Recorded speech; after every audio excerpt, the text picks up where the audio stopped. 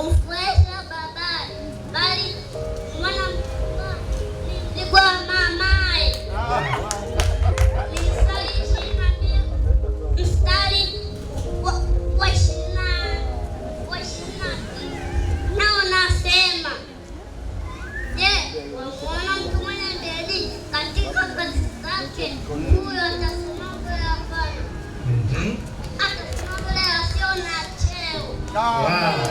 Pigeni makofi mengi mengi mtoto jamani. Misali 22 mstari wa 24 ndio na nasema, mkono mwenye bidii utatawala, bali mvivu atalipisha kodi. Waefeso sura ya 6 mstari wa kwanza nao nasema, enyi watoto, watunzeni katika Bwana, maana ndiyo haki. Naenda kutaja hukumu za Mungu. Ya kwanza, usiwe na miungu mingine ila mimi. Ya pili, usijifanyie sanamu ya kuchonga. Ya tatu, usitaje bure. Jamani, makofi mengi. Usitaje bure jina la Bwana Mungu wako. La nne, kukumbuka siku ya Sabato itakase. La tano, waheshimu mama yako na baba yako. La sita, usiue. Ya saba, usizini. Ya nane, usiibe. Ya tisa, usimshuhudie jirani yako uongo. Ya 10, usitamani nyumba ya jirani yako.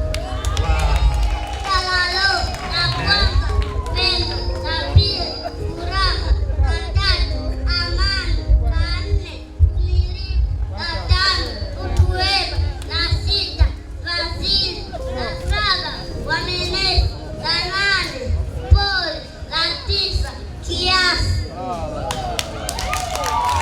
Bwana asifiwe. Jamani, wazazi wao wako wapi? Jamani.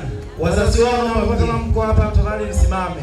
Wazazi wao njoni kabisa mbele. Njoni tafadhali, karibuni. Wazazi wamefanya kazi nzuri pamoja na walimu kuwaelekeza, lakini wazazi wamefanya vizuri. Jamani, pigeni makofi mengi mengi kwa wazazi jamani. Njoni wazazi, njoni.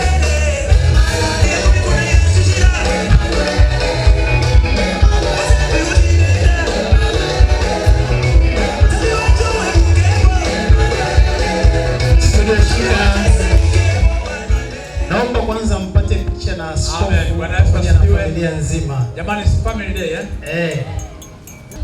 Lakini tunashukuru kwa ajili ya Oscar na mke wake Sofia. Oscar nilimkuta akiwa kijana mdogo na nikambandikia mikono na nikamtabiria na sana anapaa anaenda. Na huyo mjukuu tunasema kigugumizi hiki tunakiondoa kwa jina la Yesu. Amen. Mungu awabariki sana. Sawa Amen. Mungu awabariki. Asante sana wazazi. Mungu awabariki.